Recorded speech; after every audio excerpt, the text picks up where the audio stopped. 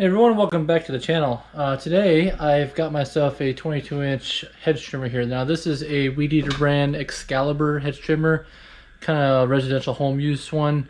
I got this from my cousin. He's about to throw it away. He couldn't sell it at a yard sale. He said it ran about 4 years ago. Last he ran it, but he hasn't really tried to fix it. And let me dig into this and show you kind of the couple problems I see right off the bat.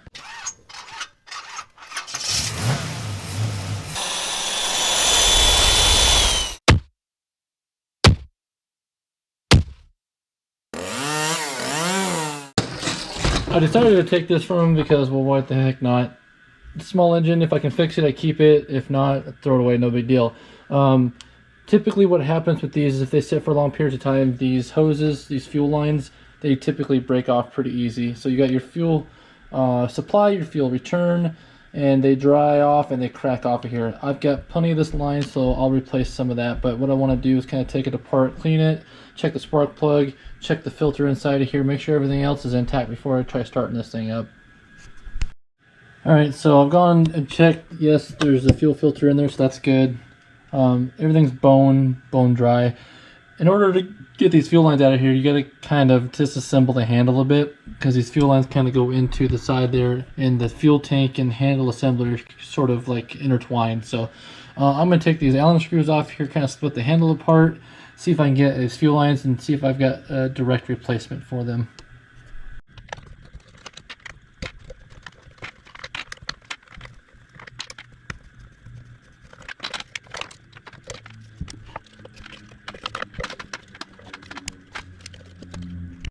So when you're pulling the lines out of these tanks and filters and stuff out of these tanks, it really helps to have like a long pair of needle nose.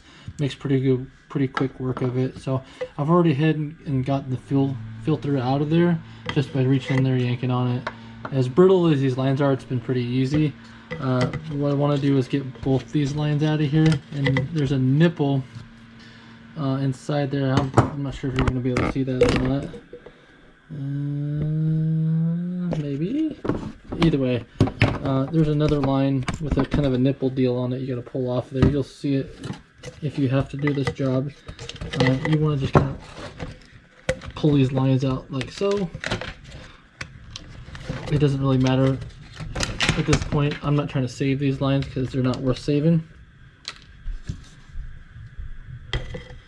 But what I need is the nipple that just dropped down in there. Where'd it go?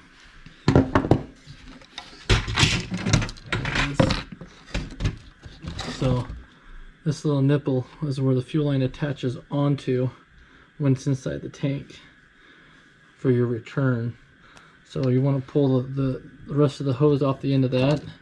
Same thing with the filter, pull the rest of the hose off of that, and then feed in your new lines into the same holes that you pulled the old ones out of. And what's nice is that there's a big hole and a small hole. One hole's for the little line, one hole's for the big line. Feed those back down in there.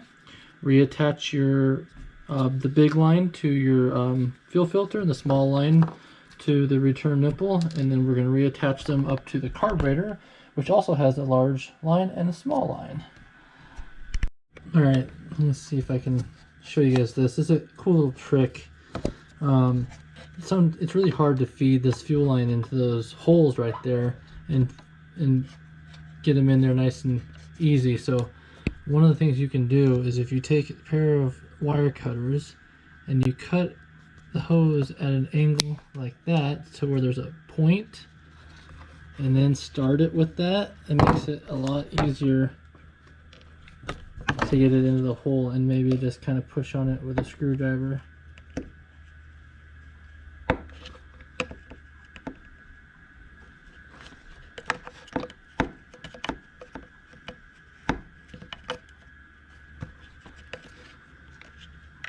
Like that.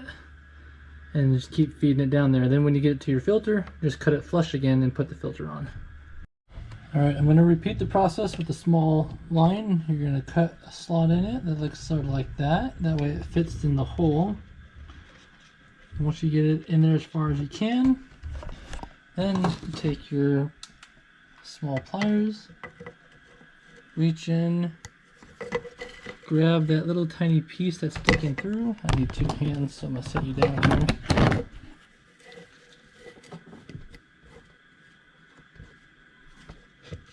And then pull it through all the way out.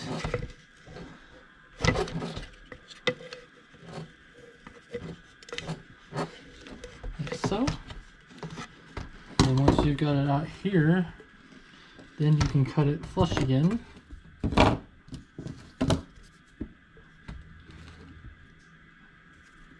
Like that. One thing that fell out is this little piece here. This is what you push down to pull the trigger. There's a hole here next to this where the screw goes. You're going to set that there. This little lever piece sits inside the handle like that. And then when you got that in place, you set the rest of it down over the top. And this dowel piece in the handle goes through that hole there.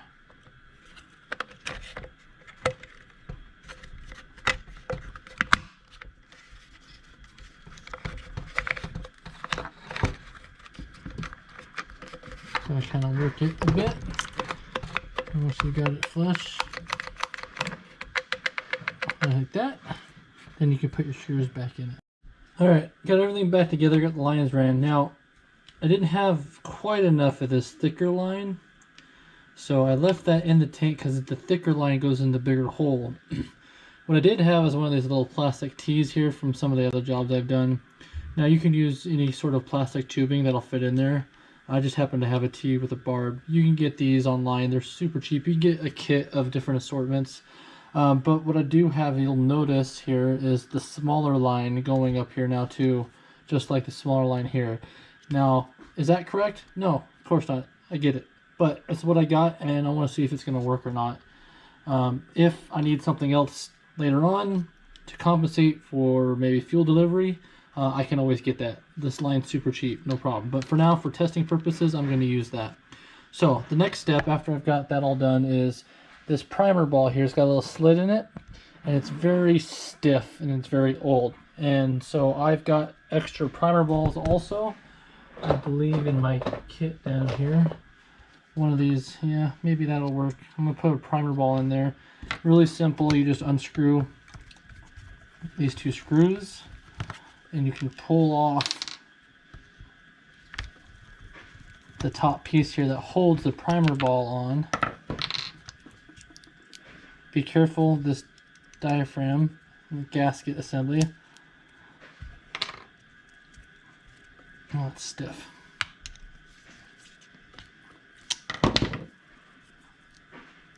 There it goes. And you should be able to just plop one of these other ones on it. Oh yeah, that fits nicely actually. And then once that's on there, it looks like this only goes on one way.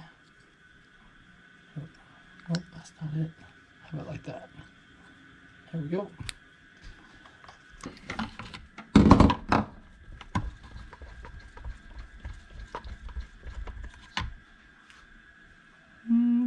Too bad actually. I could probably use that. It's not all oily and dirty. It's not really worn, so I think I'll put that back in there.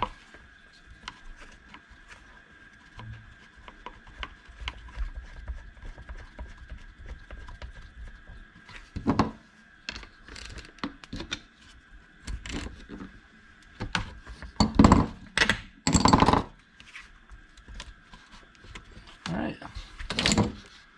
Let's add some fuel to this guy and see if it'll fire up.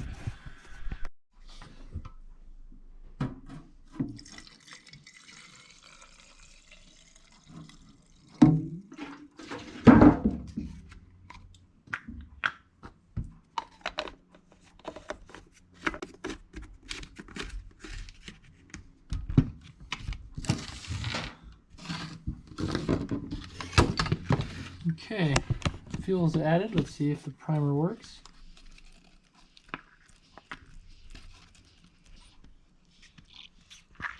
Priming works. All right, here goes nothing.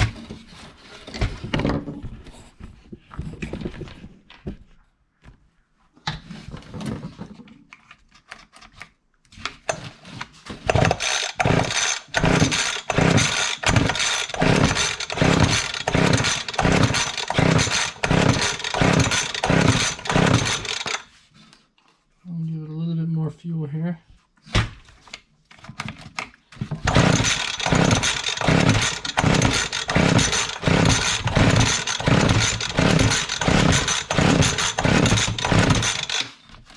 Okay, pull it, pull it, pull it. It wants to kind of go, but it's not really catching. It's not really firing off, so I'm going to do a little bit better job cleaning this carburetor out. So the carburetors on these small engines are pretty simple. Each one of them are relatively similar. Air cleaner's got to go. Get inside, it's usually either an Allen or a Phillips head that pulls the housing of these off. Get these screws out of here.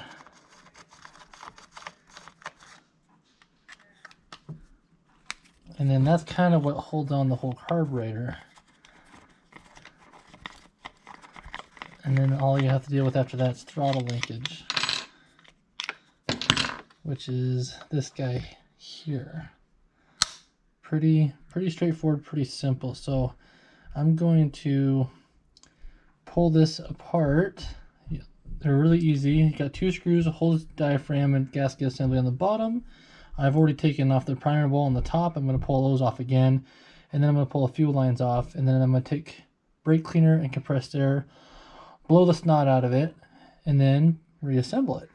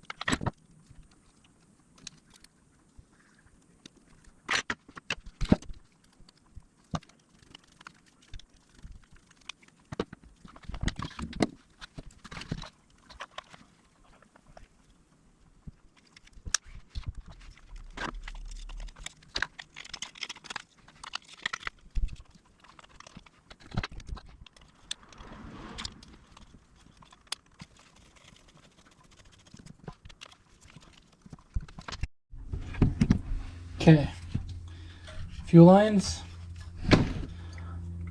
The fuel line with the filter on it on the bottom here, hopefully. Okay, and the return on the top.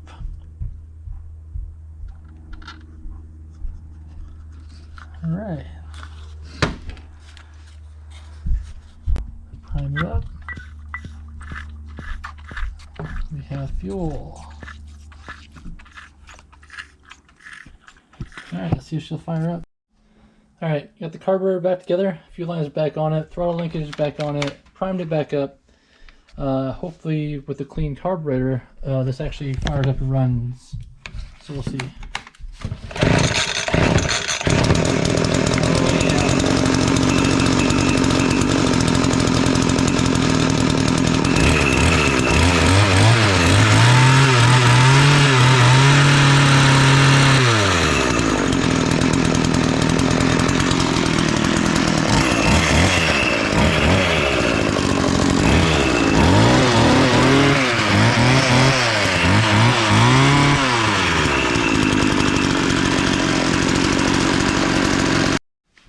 Okay, that's gonna do it. So far so good. The thing works really well now after I've cleaned the carburetor out, I think, which was one of the big problems. Typically I'm able to save the gaskets on those carburetors, but every once in a while I can't. Then you got to order a kit. But again, the kits are pretty cheap. You can get them. I recommend just getting a whole carburetor if you're gonna order a kit, because it's usually close to the same price, and then you get a brand new carburetor. So anyway, that's going to do it for today. That's how to fix a Weed Eater Excalibur Hedge Trimmer. New fuel lines. The smaller fuel line on here doesn't seem to be affecting it as of right now. But down the road, maybe I'll have more problems if I lug it down. But so far, so good. So Thanks for watching, guys. If you like what I do here, please subscribe, and every once in a while hit that like button for me, all right? I'll see you guys in the next one.